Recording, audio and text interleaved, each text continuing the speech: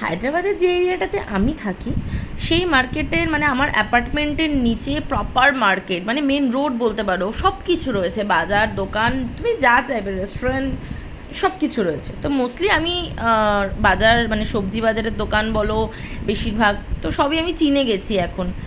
মানে মাছের দোকান খুব কম আছে এদিক ওদিক, কিন্তু যেটুকুনি একদিন দুদিন যেটুকুনি বসে সেটুকুনি আমি মোটামুটি ভালোই চিনে গেছি।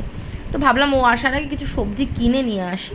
তো কালকে এই যে সবজি আনতে বেরিয়ে পড়েছিলাম, তারপরে ও দেখছি হঠাৎ করে চলে এলো অফিস থেকে, বললাম আমি চলে এসেছি, আমাকে ফোন করলো।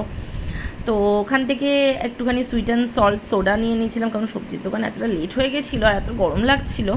তারপরে এই দোকানটা, এই পকোড়ার দোকানটা আমার অ্যাপার্টমেন্টের ঠিক নিচে একটুখানি এগিয়েই এত সুন্দর টেস্টি পকোড়া বানায় না, একটু ওপর দিয়ে কারি পাতা দিয়ে প্রচণ্ড টেস্টি পকোড়া বানায়। বাড়ি আসার সময় নিয়ে এসেছিলাম।